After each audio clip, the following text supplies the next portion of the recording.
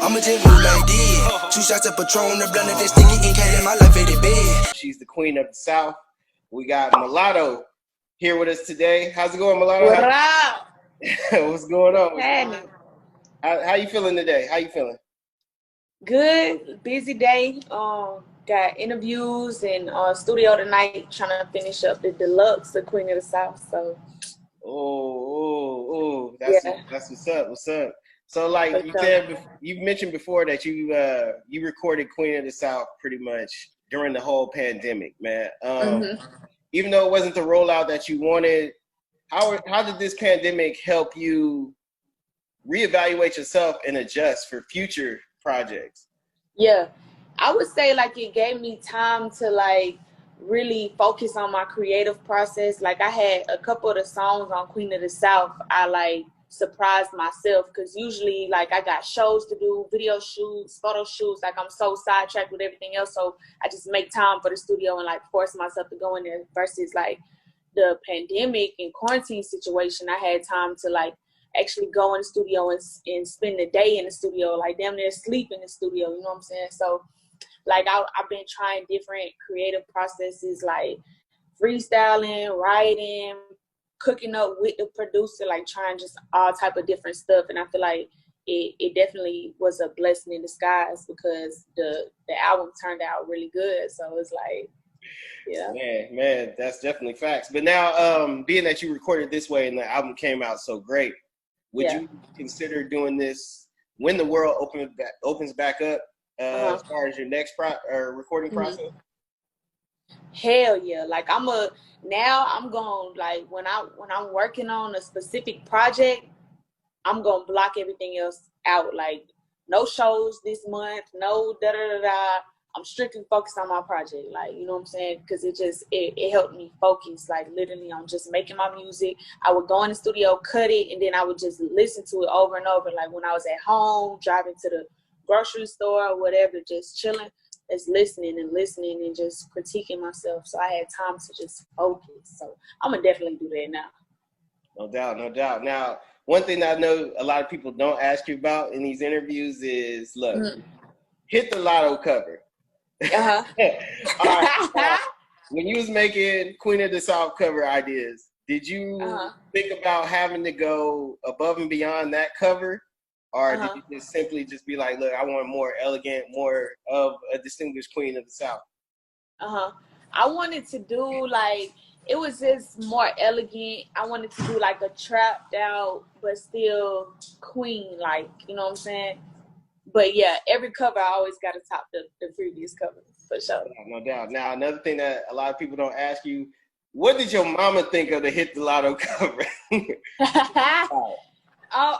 thing about it though, I got real supportive parents. Like they real free spirited. Like they, even as a kid, like we was always, me and my sister, we was just raised to like express ourselves. So like they know us at heart. My mama know me at heart. So it's like when she see me naked on a Hit the Lotto cover, or she hear me rapping about some grown people stuff, like they don't judge me because they know their daughter. And they was just like, even as a kid, like I was allowed to dye my hair at a young age, or like wear nails and do my makeup, and like my parents was like real just self-expression. They was big on it. So for sure. Now, another thing that I know you probably get tired of, look, you put a lot into your music, and you put a lot, especially on the song No Hooks, where you pretty much answer every question that has ever been asked of you, from your name to who you talking to, like what your parents' situation, all that. Yeah. You ever get tired of people asking you questions about like stuff that you put into the music, and then you be like, yes, well, to the music at all? So yes. Oh my gosh, like people always ask me, am I gonna change my name? How do I feel about the rap game and like stuff like that? And it's just like, okay, you clearly ain't listening. You ain't tuned in. For real. No doubt. And then speaking of the rap game, you came a long way from the rap game. You've released several projects. I know we all know that Queen of the South is your first major label debut, but it's not the first project. Obviously, you have tons of projects going all the way back from like 2016.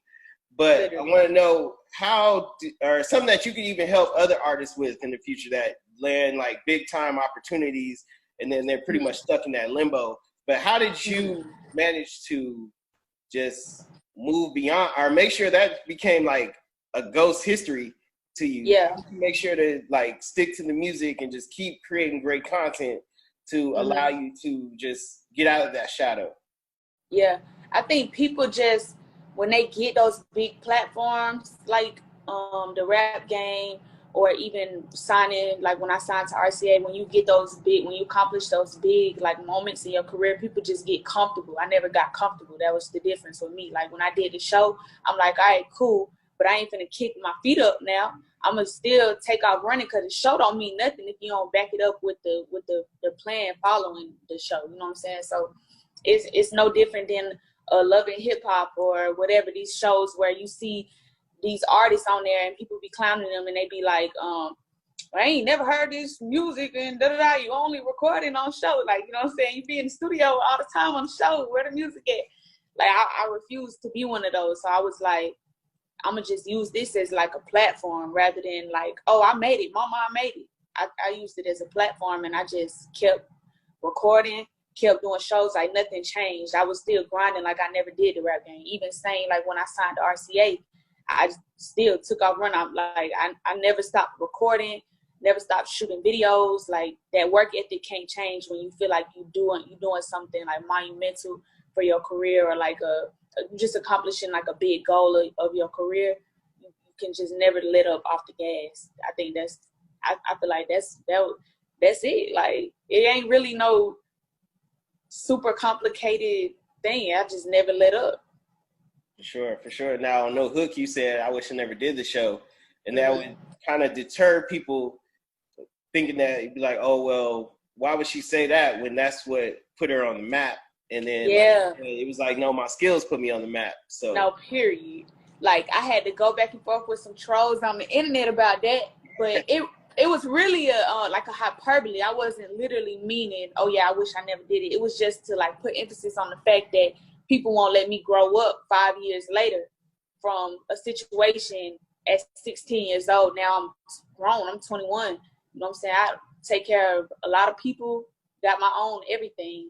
And so it's like in my head, it's hard for me to put myself in other people's shoes that only see me 5 years ago on a show and won't get that image out of their mind. It's like it be frustrating. So I was like using it as a hyperbole to just express that frustration. For sure. Now, another thing that a lot of people don't really, or get misconceptions about you, is the Queen of the South title. Now, you knew taking on that name, you knew all the work ethic and everything that came with it. Like even with T.I. back in the day claiming King of the South, he knew what came with it. So like, what was it? How did you know that you wanted to run with the Queen of the South moniker? And then how do you feel? There's really been no competition that has came at you since you said that, thanks to your incredible skill set. So how do you feel about people sitting there like not taking your moniker seriously, but saying that, you know, hey, she say she the Queen of the South, but she ain't got no room. She never proved it. Like, but how do you feel about that? I feel like it's just me kind of just manifesting. It's like I knew that it was a heavy statement when I decided to name my project that, or like make that an alter ego of myself. But it's just like, I know I'm not a here today, gone tomorrow artist. I know I got longevity in this. I've had longevity in this. I've been rapping since 10 years old. Did the rap game at 16. Now 21, I'm signing my first deal, first top 100 Billboard entry, first solo female rapper from Atlanta to go gold. Like I'm not doing nothing but going up, so I don't see myself as nothing but the Queen of the South in the future. So I'm gonna go ahead and claim it now. You know what I'm saying? And then on top of that, I grew up on Tip, so it's just like paying my homage as a female rapper from Atlanta. It's just like T.I. claimed King of the South in his early 20s too. So shit. Now we've seen T.I. mention you plenty of times that he's really honored you as an artist. But have you gotten any advice from him as far as, you know, even with the Queen of the South moniker? I know. I wish I could have, like, but now I haven't. But if I ever like bumped into him, I would definitely let him know that he was like a big inspiration behind the title for sure. Like I grew up on Tip. Like Tip, one of my favorite rappers for sure. No doubt, no doubt. Now let's go back into Queen of the South. How do you feel having not only released a great project, but having to release arguably one of the best albums of 2020? Like No it's kidding. like you No and like so many other people. Yeah. So how does it feel just having people just put you in that category, just being like, man, she released one of the best albums in 2020? Well, that shit, it just feel well deserved. Like when you've been rapping as long as me, it's like, yes, about time. Like finally, you know what I'm saying? It's like all these years I've been rapping prepared me for this moment now. Like it feel well deserved. And I think people just resonate with me because they respect my come up. You know what I'm saying? So it's like on top of having a good project and, you know, good product for the people to listen to, it's like they respect my come up. So no doubt. Now how much growth would we say you've came from Hit the Lotto to now? So much. And it's crazy because it's not even it wasn't even a year in between. It was maybe like 8 months in between those two projects. But being so young, I think, okay, so I dropped that at 20 or like as soon as I turned 21, and now I'm going on 22. So it's just being so young, I grow every day as a human, as a woman, as a young woman. So it just reflects in my music like real quick. Like next month I'll be on a whole nother sound, a whole nother just flow, like everything. So being so young, it's like I constantly evolve. So like in 8 months I can flip the whole script. Like on Hit the Lotto, I didn't even really have not even really. I didn't have no like melodic type of songs. Then boom, Queen of the South, I got like 3 on there. So it's like I'm constantly evolving as a person and just reflecting the music. Now let's talk about that. Like now you definitely have the bars, and then like you said on this project, you did the little singing thing. Like, what made you more comfortable to sing now on this project than your previous work? I just didn't want to come out the gate singing. Like I wanted to solidify where my lane was before I got too in depth, like with the versatility. Like I didn't want to cross over, as they say, too early, because it's just like I love rapping. I'm a bar for bar type of person, period, off rip first, and then we can go into the mainstream industry shit. But off rip, don't forget, baby, no hook, bar for bar. Look back at it, bar for bar. He say, she say, bar for bar. That's my lane, you know what I'm saying? So I ain't never want to introduce myself to a whole bunch of new fans off rip where they would think I was a singer, because I'm always be a rapper first. For sure. Now, like you said, you have so many great songs on the project, but one of my favorite songs on the project is "Blame Me." Now, I want to know how difficult was it for you to make that? How difficult was it to make that song? It was so easy. Literally, it was just me speaking from like a vulnerable point in life, and like it was just facts. Like, I was in a long relationship, and that was just me speaking from the effects of that relationship, and I just feel like so many people was gonna be able to relate to me. So you a real one for that though, because when people tell me "Blame Me" they favorite, I get so happy, because I'm like, first of all, you thoroughly listen to the project. Second of all, you a real one, because you not for the singles and you know the shit for the industry. That's real content. No doubt. I mean, it was cool because you were actually vulnerable and you actually spoke from a female side. It's not something we get every time. It's always the man that be like, you did this to me, and cool hearing that be like the other side. So it's dope. Now, another thing, as far as having arguably one of the best albums of 2020 is you got to be on the freshman list. Now, I know it got watered down from generations now, from different eras and whatnot, but it's still important to hip hop, and it's still important to people like you. Like, did you ever want to make that list as a kid? And then what was it like when you first got the news that you was going to make the list?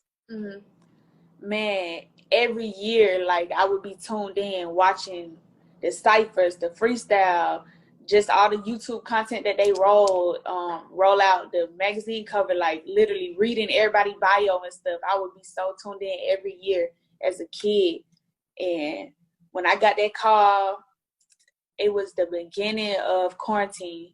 and I had to keep it a secret because they was like, yeah, you got it, but we don't know like what the plan's gonna be with quarantine and, you know, the restrictions, COVID restrictions. Like, it's like, okay, we can't film nothing right now, so boom, we can't link up and do the photo shoot cover right now, so boom. So I had to keep that a secret for so long, but that was so frustrating. But it was like it was so dope. Like, that's something I've been wanting to do forever. So I mean, and then you weren't the only girl that made the list this time, and so could we see a collaboration with you and Chica? I think Chica's so fucking dope. Like, when she posted the flyer, I had commented and congratulated her. Like, she dope as fuck. So hell yeah, I'll be open to working with Chica for sure. Yeah, we held it down because there was so many females that could have been a part of it, because the like female rap wave is crazy right now. So it was so many females that could have been on the cover. So we held it down this year for sure. No doubt, no doubt.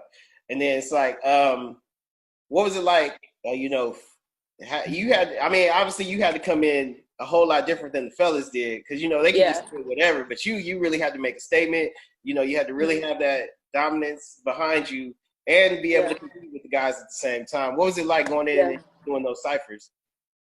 Man, it was a little intimidating because, like you said, it's just be so much pressure on the females. It's like they critique us way harder than the niggas. So it's like, it was a little intimidating for that reason. Then on top of that, it's just something that I've been wanting to do for so long. So I was just hella nervous.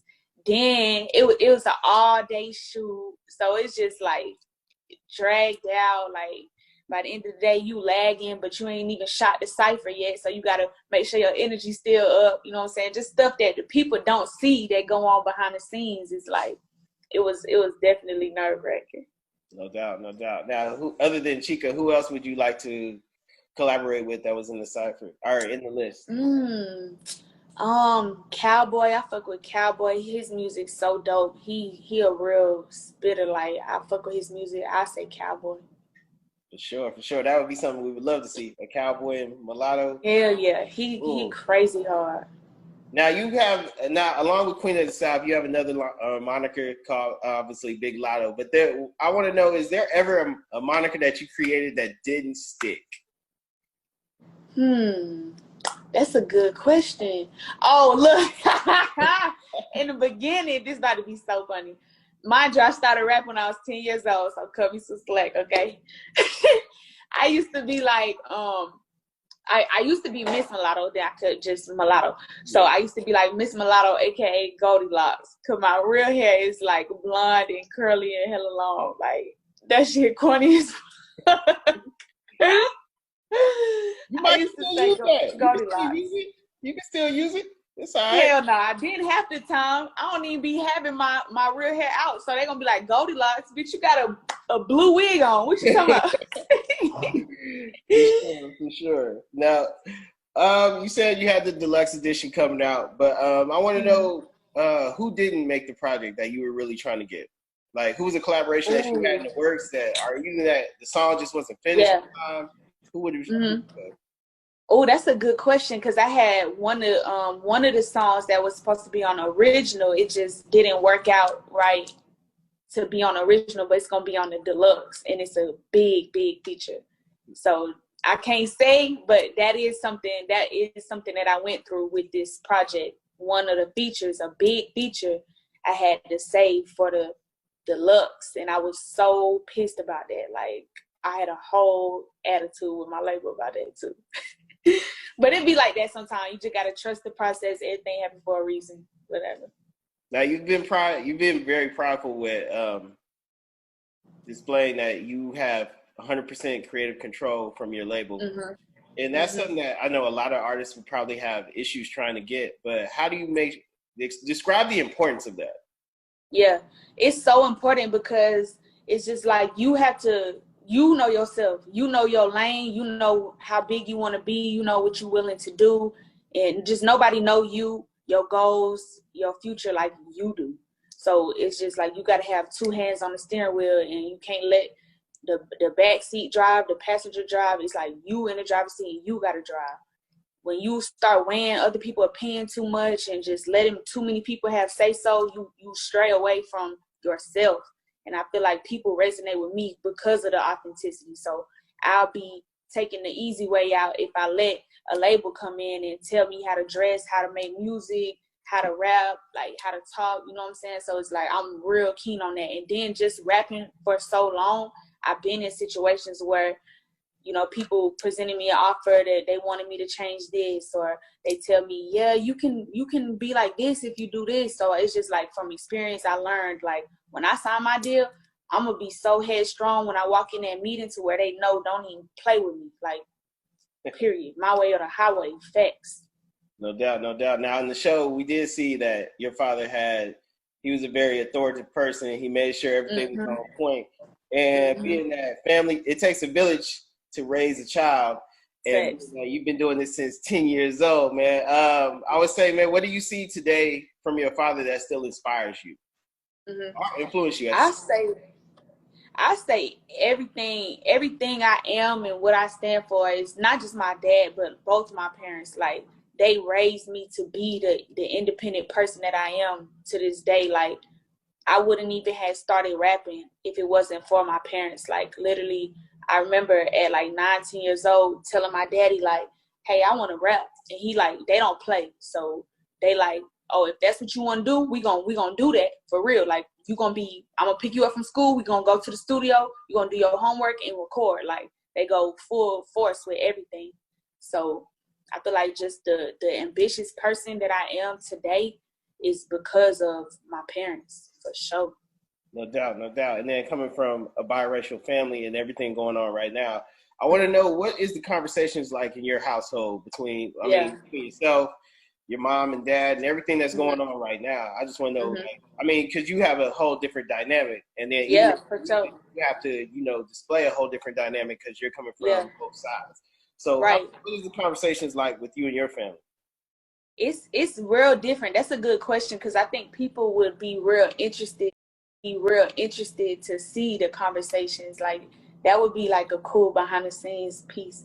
But it's like, so my parents, they from Ohio. They moved here when I was 2 years old. My sister wasn't even born yet. So a lot of the stuff that like we experienced in school, like literally I remember in like kindergarten or even younger, like people being like, what is you? I seen your mama drop you off and your mama white. Your mama a white lady. Like, literally race in the South is a thing versus in the North is not really as like heavy looked on like that. So like a lot of this stuff, growing up, me and my sister would like teach my parents or like open our parents' eyes.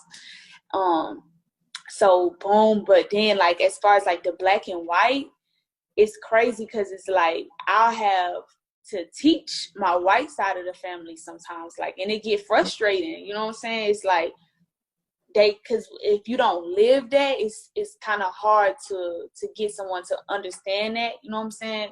Because we talking about they already white, so they're not experiencing the things that I might experience, my dad will experience, or the other black side of my family. And they live in predominantly white areas. So it's like they don't have nobody to like show them. So it be frustrating. And I'm still young, so I'm learning like how to cope with it and not like on an educational level rather than just straight getting my feelings and being like, fuck y'all, you know what I'm saying? Because it be times like that, like where, oh child, like I'm telling you, like I have to really educate rather than just trying to just be so aggressive, you know what I'm saying? I'm young, so I'm still trying to balance it, but it's very different. But as far as like my household, like my parents and me and my sister, like we be out like on the same page for sure. Definitely. It's all love. It's all love. Yeah. It's all love. And like you said, man, you said that would make great behind the scenes pieces. It would. You said that you wanted to start doing more like vlogging or behind the scenes, or even like days in the life. Is that something that you learned during this whole pandemic, and is that something that you feel would be more beneficial for your fans as far as engagement goes? Yeah, I think like for people to see my transition from the rap game to now, I feel like that behind the scenes content, like blogging or like a docu-series or just like going live, something as simple as going live on Instagram is like, it just let people see and hear me talk and explain that transition, you know what I'm saying? So people can resonate with me, because for someone who's seen the rap game, didn't see nothing else until now, Queen of the South and RCA, it would be, I could see how it would be confusing, but I feel like it would be real easy to clear up with like a docu-series or like something like that, or even just like No Hook, when I just spoke on it real quick and people just, they resonate with that. So yeah, I think it's, and not even just me, just especially me coming from the background that I come from, but any artist period, like quarantine gave us, they opened our eyes like, okay, it ain't no shows, it ain't no popularity contest right now. You really gotta figure out how to touch your fans and get creative. Facts. You gotta let the music speak for itself, definitely. Yeah. Now you've grown a lot, like you said, as an artist, and even from the series, I would say you've earned, and really you gained the complete or entire respect from the whole Atlanta scene as far as an artist. But one thing I think everybody wants to know, or a question that everybody would have on their mind is, would you be opposed to working with Jermaine Dupri?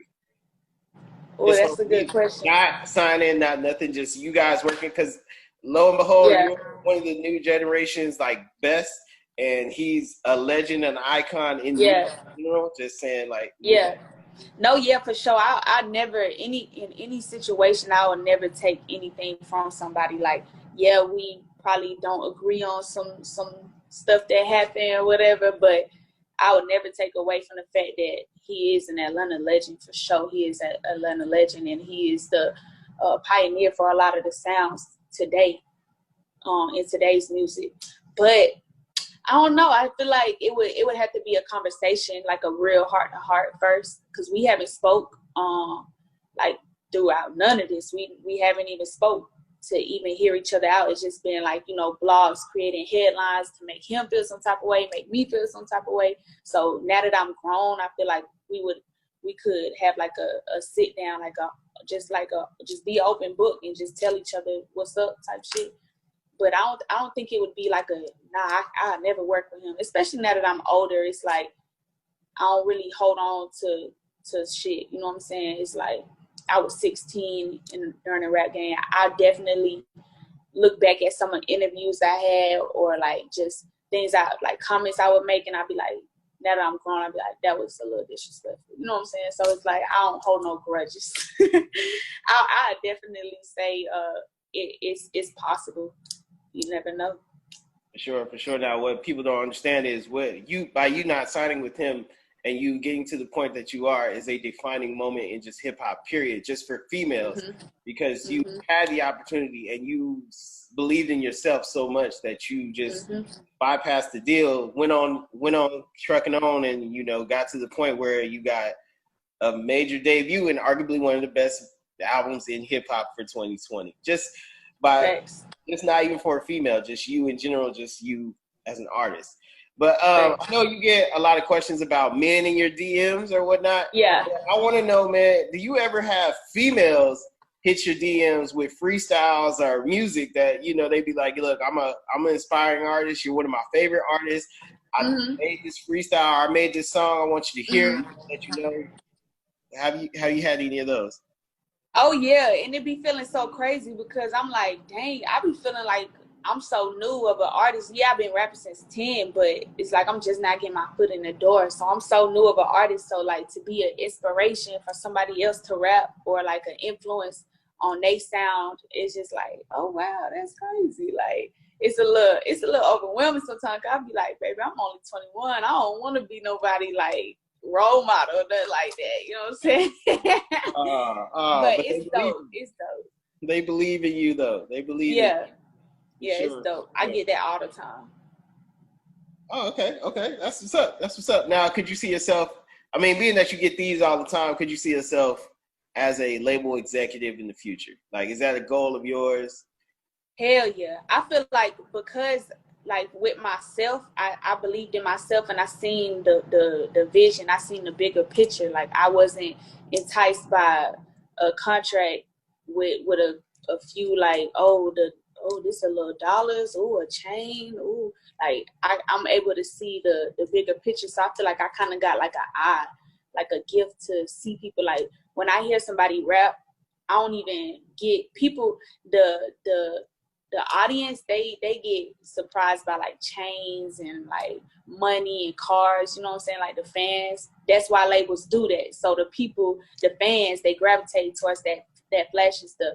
But in order to like be like a label exec or something like that, or A&R or whatever, CEO of some label, you got to be able to like see the vision without that stuff.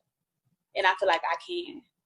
Like I'll listen to somebody rap, like people be like, oh, can I rap for you? And I'll listen to them rap, and I'll just like see the hunger in them. Like it's not even, I don't know, it's just like a gift. Like you gotta either see it or you don't.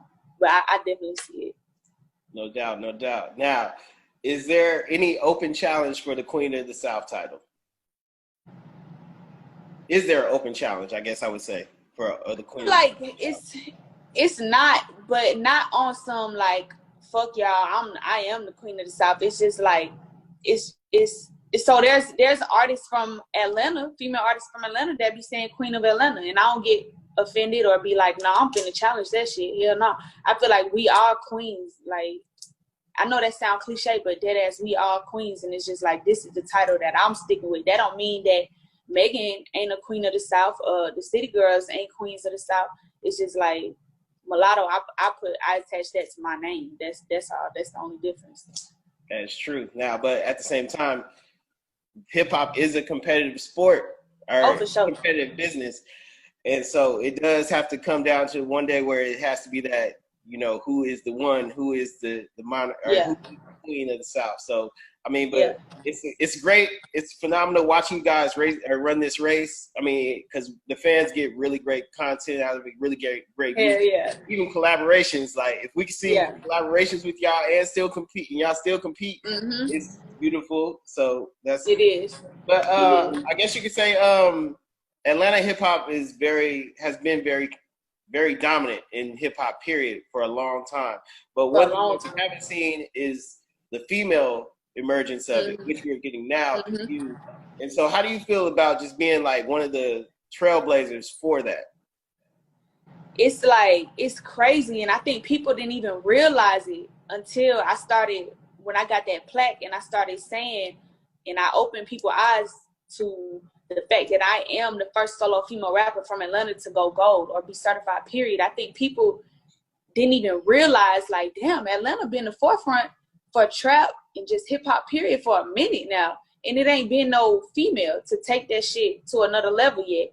I think people didn't even realize that until I started pressing the issue. You know what I'm saying? So I think it's dope now because now everybody's aware and it's better. It work out in my favor because it's like, okay, shit, she the female from Atlanta. They can't take that away from you. And they can't take it away. Definitely in the record books. And now we on the platinum now. We're now on the gold. We on the platinum. Multi-platinum. We trying to get the diamonds. You know, you wear them on your neck. You got to have them on the wall, right? No cap. I feel like, shit, it's on the way. You can't tell me otherwise. For sure. And then another thing, like you're saying, being an inspiration, man, just females in general hitting you up. What would you say when they ask you, like, questions about how maybe even just to perfect their craft or how to just keep going or what they should do when they make a project? What would you inspire them with your message? I'll say being patient. Off the real, you just got to be patient. Like, literally, I was rapping since like 9-10. I ain't get my first huge platform till 16 with the rap game. Turned down that deal and was independent for 5 years. Signed my major deal at 21. So it's just like you got to be patient. And while you being patient, you just got to stay consistent. Like, people, going back to what I was saying earlier, like people just get comfortable. You can never get comfortable. And you just got to have tunnel vision and just go crazy. Like, literally have your foot on the gas. Like, I think that's why people can't, they not fucking with me. Like, my work ethic, they not fucking with me. I don't care. Like, they not fucking with me. Like, people like, damn, she just blew up out of nowhere. Nah, I knew my work ethic was crazy. So as soon as I got a label to back me, with the team, the budget, production. Like, I just knew it was out of here, because like when it comes to work ethic, you gotta have a crazy ass work ethic, but you gotta wait your turn in the meantime, and have tunnel vision. For sure. Now, another thing that a lot of females have not issues with, but have discussions about as far as lyricism goes, is being overly sexualized in lyrics. Mm-hmm. They feel like they have to do it in order to get attention, when they really don't. If you just have skillful metaphors or skillful bars or whatnot. But seeing somebody like you that can be so intangible and be able to do everything, what would you say to these females that feel like they don't either want to be that type of artist, or feel like they don't want to be idolized as that type of artist? It just go back to that creative control thing I was talking about earlier. It's like, you got to have 100% creative control over what you do. Ain't nobody telling me, hey, you need to be more sexual because the people's sex sells, da-da-da. No, there ain't nobody telling me that. I do what I want to do, and I portray myself how I want to portray myself. I rap about what I want to rap about. My videos look how I want them to look. I dress how I want to dress. So it's like, yeah, you could say the people over-sexualize, like the industry over-sexualize female rappers or whatever, but if you got 100% creative control of your shit, nobody can over-sexualize nothing. It's going to be your decision to do however you want to do. And me, baby, I'm fine. So sometimes I'm a bisexual, but I'm a real nigga at the end of the day. So I got songs like No Hook too. Or, you know what I'm saying? So I just feel like you go back to that creative control. It's like nobody, the industry, the fans, nobody can force you to rap away or over-sexualize anything if you don't give them that power. No doubt. Now, you've been doing this since you were 10 years old, and you got notarized at 16. But I want to know if you could go back, or if you can go back from the person you are now and go back to the person, when you were 16, and drop yourself a line. Any line from any of your catalog, what would it be? Any line to like inspire myself, or like? I mean, you just hand yourself a line. You be like, "Hey, here you go. Use this one." Yeah. I'd probably say I would just I would say Queen of the South. I would just say that I wish I would have stuck that a little earlier.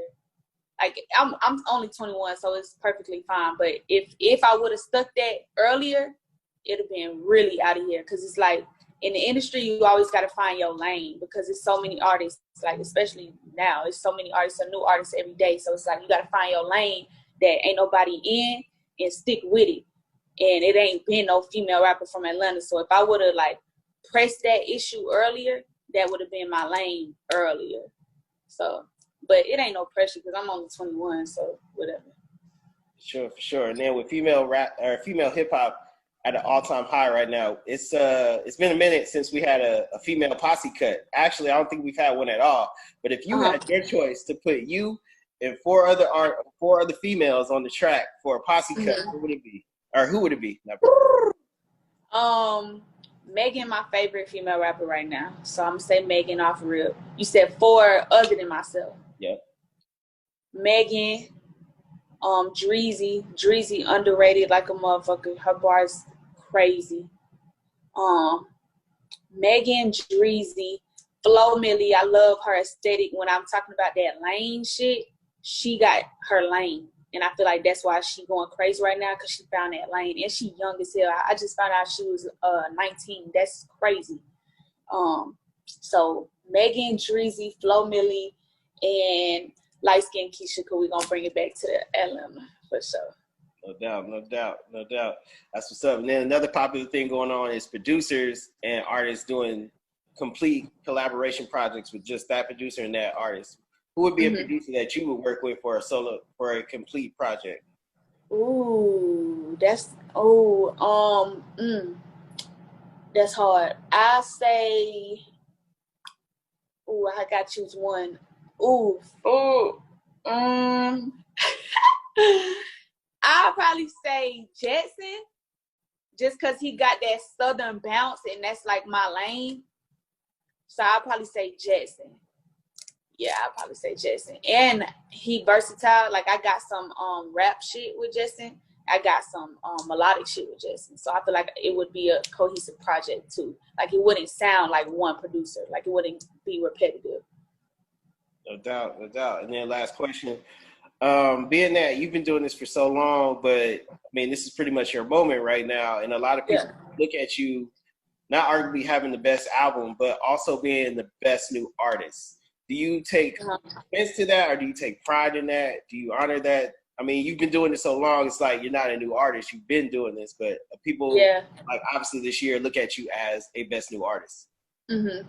I would say, nah, I don't get offended, because even I be saying, like, I'm a new artist. It's like, even though you've been rapping for a long time, whenever you get your foot in the door in the industry, that's when it matters. So it's like, I am a new artist. And I don't mind it because I'm young. So it's like, it just give me room to, like, you know, at 21, even as a person, you don't got everything figured out. So it's like, it give me room to, like, okay, y'all know I'm 21, I'm a new artist, and I don't got it figured out yet. Like, you know, it just give me time to, like, not so much pressure. Oh, she a new artist. I'ma just move like this. 2 shots of Patron, the blunt of this sticky ink, in my life, it big.